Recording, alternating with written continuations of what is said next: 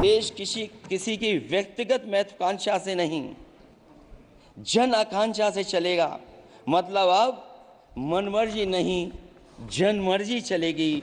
इस चुनाव का बड़ा पैगाम यही है।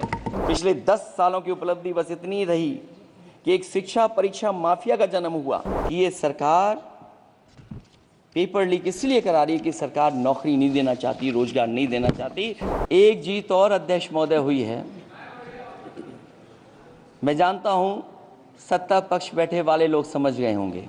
होई वही जो राम रची राखा, यह है उसका फैसला जिसकी लाठी में नहीं होती आवाज। जो करते थे किसी को लाने का दावा, वो हैं खुद किसी के सहारे के लाचार। हम अयोध्या से लाए हैं उनके प्रेम का पैगाम। ईवीएम पे मुझे कल भी भरोसा नहीं था, आज भी नहीं भरोसा। श्री अखिलेश यादव जी।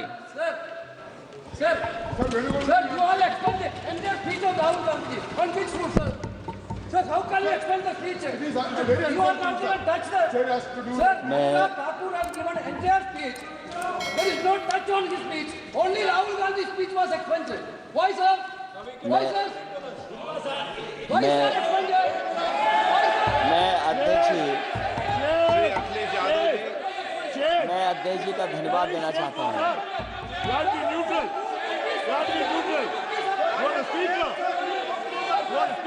अध्यक्ष महोदय,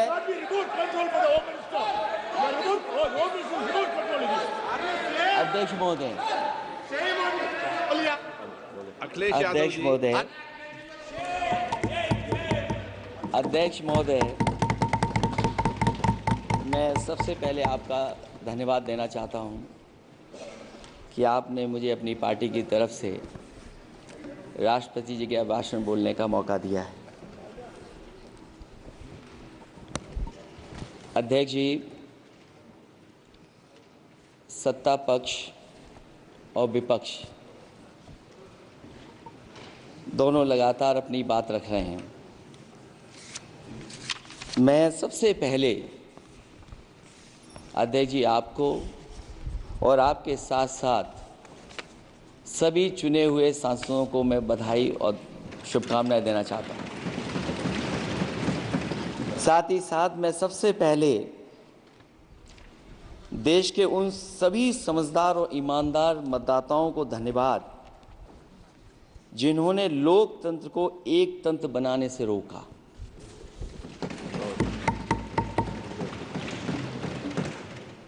चुनाव के समय पर अध्यक्ष जी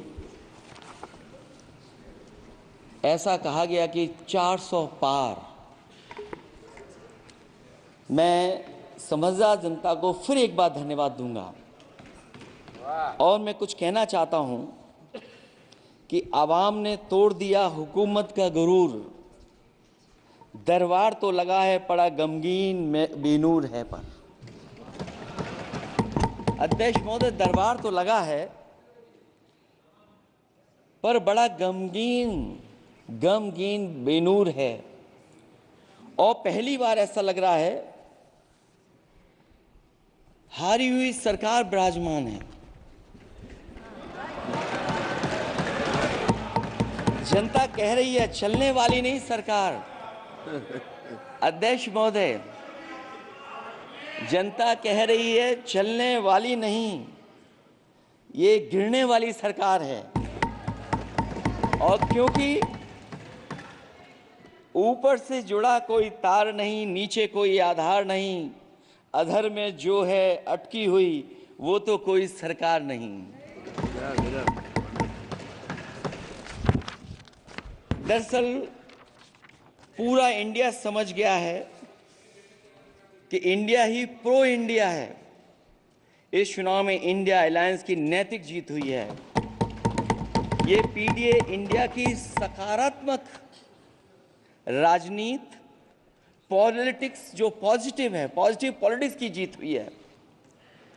ये इंडिया पीडीए की सोशल जस्टिस मुहिम की विक्ट्री है। 2024 का परिणाम हम इंडिया वालों के लिए जिम्मेदारी से भरा पैगाम भी है। और अगर हम यूं कहें अध्यक्ष महोदय कि 15 अगस्त 1947 अगर उपनिवेशिक राजनीति से आज़ादी का दिन था, तो 4 जून 2024 देश के लिए सांप्रदायिक राजनीति से आज़ादी का दिन रहा। ये सांप्रदायिक राजनीति के अंत और सामुदायिक राजनीति की शुरुआत है। जहां सांप्रदायिक राजनीति का अंत हुआ है, वहीं सामुदायिक राजनीति की शुरुआत हुई है। सबसे अच्छी बात हुई ये है कि इस चुनाव में सांप्रदायिक राजनीति की हमेशा के लिए हार हो गई है। अध्यक्ष महोदय, कहने को सरकार ये कहती है कि ये 5th लार्जेस्ट इकोनॉमी बन गई है और जीडीपी के मामले में 5th वर्ल्ड की इकोनॉमी बन गई है। लेकिन अध्यक्ष महोदय, ये सरकार क्यों छिपाती है कि अगर ये हमारी सबसे लार्जेस्ट इकोनॉमी, अगर हम 5वें नंबर पर हैं, तो हमारे देश की पर कैपिटा इनकम, प्रति व्यक्ति आय हमारे किस स्थान पर पहुंची है। और हम लोगों ने तो अध्यक्ष महोदय देखा है कि अगर दिल्ली की सरकार ने कहा होगा कि $5 ट्रिलियन की इकोनॉमी बनेगी, तो जहां से प्रधानमंत्री जी चुन करके आते हैं, वहां का प्रदेश के सरकार भी कह रहे कि हम $1 ट्रिलियन इकोनॉमी बना लेंगे। देश की इकोनॉमी कहां पहुंच गई, पर कैपिटा इनकम क्या है। लेकिन अगर उत्तर प्रदेश की इकोनॉमी को अगर $1 ट्रिलियन की इकोनॉमी बनना है, तो कम से कम 35% की ग्रोथ चाहिए। मुझे नहीं लगता है कि 35% की ग्रोथ उत्तर प्रदेश पा पाएगा। हम हंगर इंडेक्स में कहाँ खड़े हैं, नीचे से कहाँ हैं। जो 5th लार्जेस्ट इकोनॉमी की बात कर रहे हैं, वो इनइक्वालिटी के पैरामीटर पे कहाँ खड़े हैं, वो हैप्पीनेस इंडेक्स में कहाँ खड़े हैं। और जो लोग चुनाव को अपने तरीके से मोड़ते हैं, मैं उन्हें कहना चाहता हूं कि अध्यक्ष महोदय, इस चुनाव के परिणाम ने तोड़ने वाली राजनीति को तोड़ दिया है और जोड़ने वाली राजनीति की जीत हुई है। इस चुनाव में धन छल बल की नकारात्मक राजनीति की शिकस्त हुई है। ये चुनाव जो देश का हुआ, ये सकारात्मक राजनीति का नया दौर शुरू हुआ है। इस बार प्रो कॉन्स्टिट्यूशन वालों की जीत हुई है। हम मानते हैं संविधान ही संजीवनी है, उसी की जीत हुई है। ये संविधान मंथन में संविधान रक्षकों की जीत हुई है। अब ऊपर से नीचे की राजनीति का अंत हो गया है। अब नीचे से जो समाज की जो आवाज उठेगी, वही राजनीति का आधार बनेगी। मैं कहना चाहता हूं कि देश किसी की व्यक्तिगत महत्वाकांक्षा से नहीं, जन आकांक्षा से चलेगा। मतलब अब मनमर्जी नहीं, जनमर्जी चलेगी। इस चुनाव का बड़ा पैगाम यही है।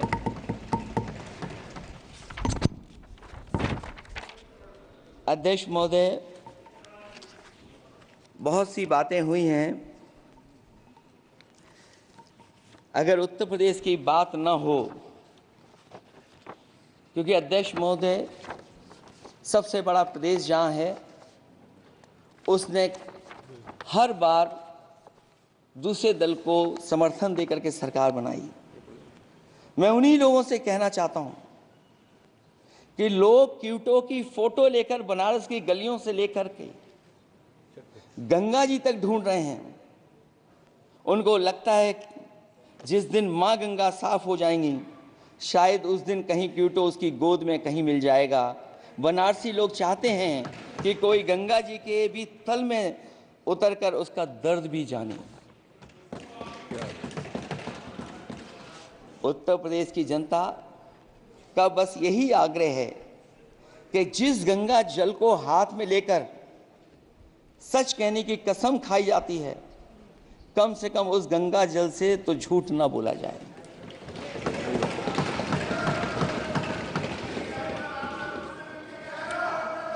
जहां विकास के नाम पर खरबों रुपए की लूट का राज खोलते भ्रष्टाचार के गड्ढे प्रदेश का नाम खराब कर रहे हैं, वहीं पहली बारिश में ही टपकती हुई छत और गिर चुकी स्टेशन की दीवार बेईमानी की निशानी बन गई है। अध्यक्ष महोदय, विकास का ढिढोरा पीटने वाले इस विनाश की जिम्मेदारी कब लेंगे? और रही सच्चे विकास की बात, तो हमने जो सड़क बनाई उस पर हवाई जहाज उतरे थे और उत्तर प्रदेश की मुख्य नगरी में सड़कों पर नाव उतरी हैं, और अभी बारिश और हो जाएगी तो नाव से भी चलना पड़ेगा। यही स्मार्ट सिटी के जुमले का भी हाल है। न तो जाम से छुटकारा मिला, न बुनियादी सुविधाओं से कोई निजात मिली, न कोई बुनियादी सुविधाएं मिल पाई हैं। मुझे याद है अध्यक्ष महोदय, देश के प्रधान सांसद जी ने अनाथ पशुओं के बारे में बहुत कुछ कहा था। अनाथ पशुओं की समस्या से छुटकारा दिलवाने के लिए कब वादा किया हुआ, लेकिन कई चुनाव बीत गए हैं, अभी तक गन्ने का भुगतान 2 हफ्ते का वचन जो दिया था, कहां दिया था? अब तो वचन देने वाले को भी याद नहीं है। हर बात को जुमला बना देने वाले लोगों के ऊपर से जनता का भरोसा उठ गया है। इसीलिए बहुमत की सरकार नहीं है, ये सहयोग से चलने वाली सरकार है। डबल इंजन के नाम पर उत्तर प्रदेश को टकराहट के सिवा कुछ हासिल नहीं हुआ है। उत्तर प्रदेश में प्रभुत्व की लड़ाई 2 लोगों को आपस में लड़ा रही है, लेकिन उसकी मार जनता को सता रही है। पिछले 10 सालों की उपलब्धि बस इतनी रही कि एक शिक्षा परीक्षा माफिया का जन्म हुआ। अध्यक्ष महोदय, जिस समय चुनाव में थे और उत्तर प्रदेश में वो हालात देखे हैं कि नौजवान जब भी तैयारी कर करके जाता था और परीक्षा दे करके लौटता था तो उसको पता लगता था कि पेपर लीक हो गया। और उत्तर प्रदेश में केवल एक पेपर लीक नहीं हुआ है, जितनी भी परीक्षाएं हुई हैं सब पेपर लीक हुए हैं। केवल उत्तर प्रदेश ही नहीं, मैं माननीय सांसद की तरफ से सुन रहा था, कई ऐसे प्रदेश हैं जहां पर परीक्षाएं देने तो बच्चे गए, लेकिन वहां भी पेपर लीक हो गया।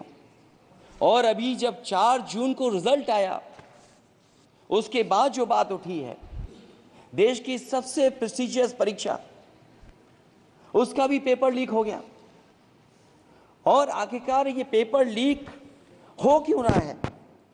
सच्चाई तो ये है कि ये सरकार पेपर लीक इसलिए करा रही है कि सरकार नौकरी नहीं देना चाहती, रोजगार नहीं देना चाहती, उन नौजवानों का भविष्य नहीं बनने देना चाहती। पिछले 10 सालों की उपलब्धि बस इतनी रही है कि एक शिक्षा परीक्षा माफिया का जन्म हुआ है, जिसने तथाकथित अमृत काल में युवाओं के भविष्य की आशाओं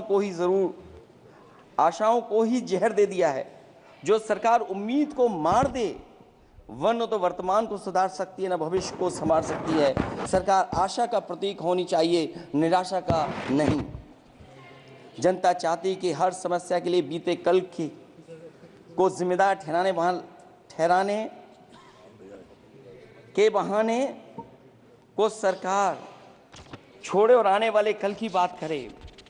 अगले 1000 साल के झूठे सपने दिखाने वाले अगले महीने होने वाली परीक्षाओं के लीक न होने की गारंटी कब लेंगे?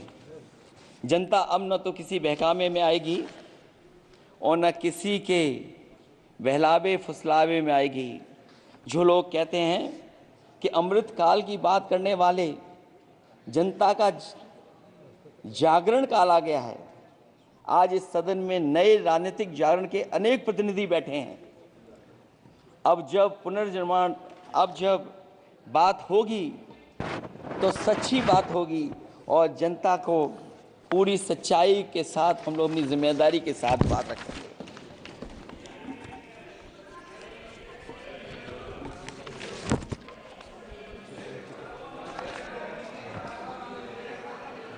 अध्यक्ष महोदय, एक जीत और हुई है। एक जीत और अध्यक्ष महोदय हुई है। मैं जानता हूं सत्ता पक्ष बैठे वाले लोग समझ गए होंगे। अयोध्या की जीत भारत के परिपक्व मतदाता की लोकतांत्रिक समझ की जीत है। और हम तो अध्यक्ष महोदय यही सुनते आए हैं, होए वही जो राम रची राखा। यह है उसका फैसला। अध्यक्ष महोदय, होई वही जो राम रची राखा, यह है उसका फैसला जिसकी लाठी में नहीं होती आवाज। जो करते थे किसी को लाने का दावा, वो हैं खुद किसी के सहारे के लाचार।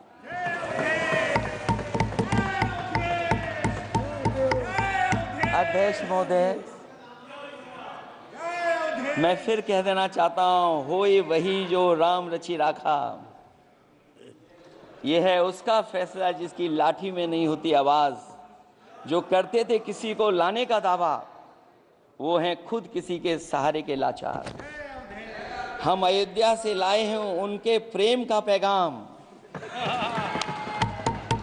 हम अयोध्या से लाए हैं उनके प्रेम का पैगाम, जो सच्चे मन से करते हैं सबका कल्याण।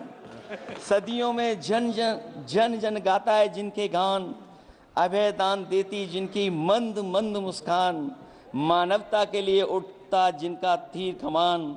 अध्यक्ष महोदय, जो असत्य पर सत्य की जीत का है नाम, उफनती नदी पर जो बांधे मर्यादा के बांध, वो है अवध के राजा पुरुषोत्तम प्रभु राम। हम अयोध्या से लाए हैं उनके प्रेम का पैगाम।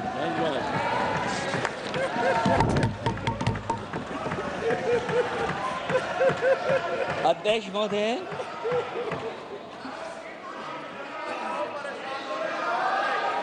अध्यक्ष महोदय, कुछ बातें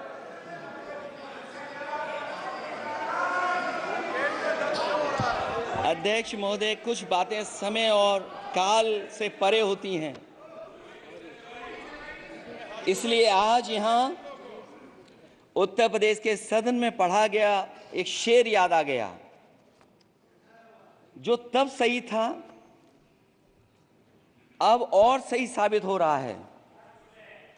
इजाजत हो अध्यक्ष जी तो मैं अर्ज करूं। हजूरे आला आज तक खामोश बैठे इसी गम में। हजूरे आला आज तक खामोश बैठे हैं इसी गम में। महफिल लूट ले गया कोई जबकि सजाई हमने। योगी जी के लिए, योगी जी के लिए।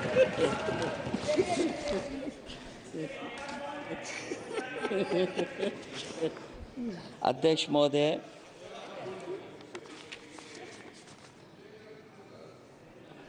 मैं मॉडल ऑफ कंडक्ट जब चुनाव हुआ, लागू हुआ, उस समय मैंने देखा कि कुछ लोगों पर मेहरबान रही सरकार और कमीशन भी।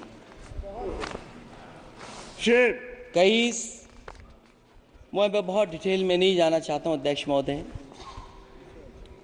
लेकिन कहीं ना कहीं प्रश्न उस संस्था पे भी लगा है। और अगर उस संस्था पर प्रश्न लगा है तो लगाने वाली सरकार की वजह से लगा है। इसलिए अगर निष्पक्ष होगी वो संस्था तो न केवल हमारा लोकतंत्र स्वस्थ होगा, बल्कि हमारे लोकतंत्र और मजबूत दुनिया में दिखाई देगा। अध्यक्ष महोदय, ईवीएम पे मुझे कल भी भरोसा नहीं था, आज भी नहीं भरोसा। मैं 80 के 80 सीट जीत जाऊं तब भी नहीं भरोसा। और मैंने अपने चुनाव में कहा था अध्यक्ष महोदय कि ईवीएम से जीत करके ईवीएम हटाने का काम करेंगे। न ईवीएम का मुद्दा मरा है, न जाएगा खत्म। जब तक ईवीएम नहीं हटेगी हम समाजवादी लोग उस बात पर अड़ग रहेंगे। उत्तर प्रदेश अध्यक्ष महोदय वो प्रदेश है जिसने सरकार बीजेपी की बनवाई, एक बार नहीं 2 बार बनवाई। और उसी उत्तर प्रदेश के साथ कितना बड़ा भेदभाव। उत्तर प्रदेश के साथ बड़ा भेदभाव। मुझे याद है वो दिन जब प्रधानमंत्री जी एयरफोर्स के सबसे भारी वाहन हवाई जहाज से उतरे थे सड़क पर। वो अलग बात है कि उस प्रदेश के मुख्यमंत्री उनके साथ नहीं बैठ पाए थे, लेकिन वो एक्सप्रेसवे जो बना था और आज भी जो उत्तर प्रदेश में बन रहे हैं वो उत्तर प्रदेश के बजट से बन रहे हैं। लेकिन दिल्ली की तरफ से कोई एक्सप्रेसवे अभी नहीं दिया गया है। न केवल इंफ्रास्ट्रक्चर में भेदभाव हुआ है, बल्कि हमें याद है कि प्रधानमंत्री जी ने बड़े पैमाने पे गांव गोद लिए थे। और सोचिए, अगर देश के प्रधान सांसद अगर किसी गांव को गोद ले लें और उस गांव की तस्वीर न बदले, तो शायद मैं नहीं समझता हूं कि किसी गांव की तस्वीर 10 साल में बदली होगी। मुझे वो गांव जिसको उन्होंने गोद लिया, जो प्रधानमंत्री जी की आदर्श योजना थी उसके तहत जो गोद लिया गया था गांव, वो 5 वर्ष पहले खूब शोर हुआ था कि बनारस शहर की तरह डोमरी में चमचमाने लगेगा एक गांव। हकीकत में कुछ नहीं हुआ। उसकी दुर्दशा वैसी की वैसी है, जैसे था गांव वैसे ही का वैसा है। टूटी सड़कें, कच्ची पगडंडियां, उखड़े और टूटे हुए ईंट के खंजे, बदहाल हैंडपंप, पावरलूम और पंखे के जाली के कारखाने को आखिर कब तक रफ्तार मिलेगी जो उस गांव में काम होता था, लोग करते थे। खाली पड़े रसोई गैस के सिलेंडर, अंधाधुंध बिजली कटौती के बीच इस गांव के लोगों को हर सुबह मजदूरी की कभी ना खत्म होने वाली तलाश आखिर कब पूरी होगी। तो सोचिए, एक गांव की तस्वीर ये है। जो गांव कभी गोद लिया गया था, उस गांव की भी तस्वीर नहीं सुधर पाई है। जो भाजपा के स्मार्ट सिटी के झूठे सपने में गांव के लिए कोई जगह नहीं है। अपने गांव गोद लेने की जो बात कही थी, क्या वो भी जुमला था अध्यक्ष जी? पता नहीं जिस गांव को गोद लिया था उसका नाम भी किसी को याद है कि नहीं। मैं नाम पूछ करके किसी को शर्मिंदा नहीं करूंगा, क्योंकि अगर नाम याद है तो ये तो और भी बुरी बात है कि अपने नाम याद रखने के बावजूद भी कुछ नहीं किया। जिसे गोद लिया जाता है उसे अनाथ बनाकर छोड़ देना अच्छी बात नहीं है। और अगर तस्वीर अध्यक्ष महोदय बदली हो 10 साल में उन तमाम गोद लिए हुए गांवों की, तो मैं सत्ता पक्ष के लोगों से कहूंगा जरूर सदन में बात रखें, जरूर बताएं आप। जो बात कभी अध्यक्ष महोदय कास्ट सेंसस की उठी थी, हम उस कास्ट सेंसस के पक्ष में हैं कि बिना कास्ट सेंसस के सामाजिक न्याय संभव नहीं है। सबको हक दिला पाना मुश्किल है। अध्यक्ष महोदय, राष्ट्रपति जी के अभिभाषण में अग्निवीर को लेकर के जो चिंता विपक्ष की थी और देश के नौजवानों की थी, वो चिंता वैसी की वैसी बनी है। अध्यक्ष महोदय, मैं ये कहना चाहता हूँ, मैं खुद मिलिट्री स्कूल से पढ़ा हूँ। मेरे साथ के बहुत बड़े पैमाने पे लोग फौज में हैं। मैंने समय समय पे जो मेरे साथ पढ़े जो सीनियर थे उनसे भी जानकारी हासिल की है। बड़े बड़े ऑफिसर से मैंने पूछा है, वो शायद आपको न बता पाएं, लेकिन दबी जुबान में उन्होंने कहा है कि देश की सुरक्षा के साथ अग्निवीर जैसी व्यवस्था लागू करने से समझौता हो रहा है। अध्यक्ष महोदय, किसी भी देश की सबसे बड़ी प्राथमिकता अगर कोई है तो वो देश की सीमाओं की सुरक्षा है। अग्निवीर जैसी व्यवस्था से कभी संभव नहीं है। अध्यक्ष महोदय, हम अग्निवीर व्यवस्था को कभी स्वीकार नहीं कर सकते हैं। आज नहीं कल, कल नहीं बाद में, जब कभी भी सत्ता में इंडिया गठबंधन आएगा, अग्निवीर व्यवस्था हमेशा हमेशा के लिए खत्म हो जाएगी।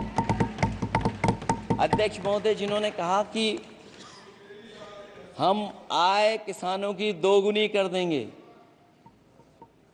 आज किसान पूरा देश का देख रहा है कि उसकी आय कहां दोगुनी हो गई। और जिस तरह महंगाई बढ़ी है, सरकार बताए कि महंगाई इस बढ़ने पे उसकी आय कितनी होनी चाहिए। और जो इंफ्रास्ट्रक्चर की बड़ी बड़ी बातें की गई थी कि एमएसपी लागू करने के लिए एग्रीकल्चर सेक्टर का इंफ्रास्ट्रक्चर तैयार होगा, लेकिन जहां तक मैंने उत्तर प्रदेश में देखा है, अगर इस सरकार में एक भी नई मंडी बनी हो तो मुझे सरकार बता दे। अध्यक्ष महोदय, जो इंफ्रास्ट्रक्चर एग्रीकल्चर सेक्टर में बनाने की बड़ी बात कही थी, अगर सरकार की तरफ से एक भी मंडी 10 साल में बनी हो तो जरूर सरकार बताए। जो सरकार मंडी नहीं बना सकती है उस पर एमएसपी का भरोसा कैसे कर सकते हैं, जिन्होंने एमएसपी का भरोसा दिलाया था। हम अध्यक्ष महोदय आपके माध्यम से यही कहेंगे कि जो राष्ट्रपति के अभिभाषण में लीगल गारंटी एमएसपी को मिलनी चाहिए थी वो क्रॉप्स को नहीं मिली है। न केवल फसलों को मिले बल्कि हॉर्टिकल्चर क्रॉप्स को भी एमएसपी देने का फैसला हो, जिससे कि हमारा किसान खुशहाल हो सके। साथ ही साथ ओपीएस की बात अभिभाषण में नहीं आई है। ओल्ड पेंशन स्कीम लागू हो जिससे हमारे तमाम सरकारी कर्मचारियों का भविष्य बन सके।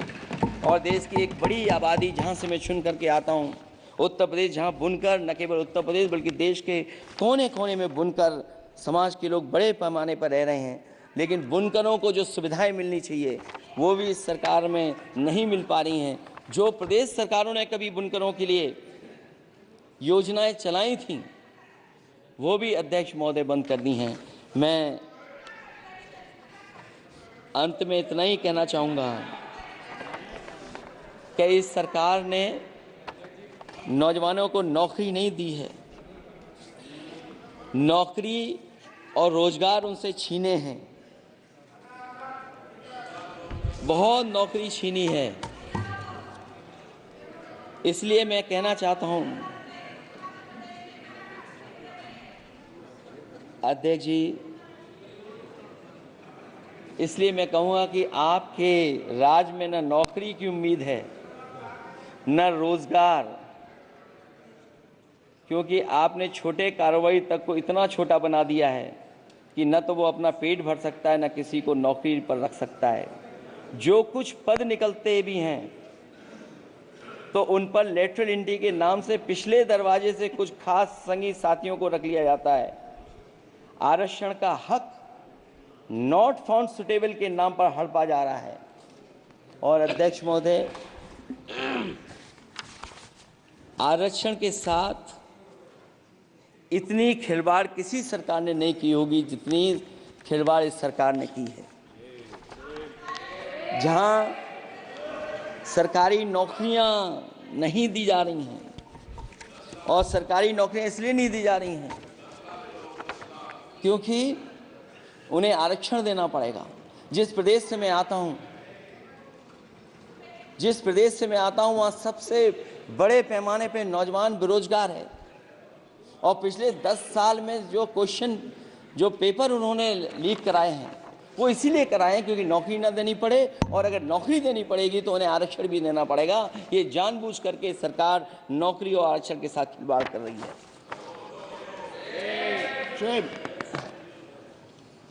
मैं अध्यक्ष महोदय अंत में इतना ही कहना चाहता हूं, आशा है ये सरकार तब तक चलेगी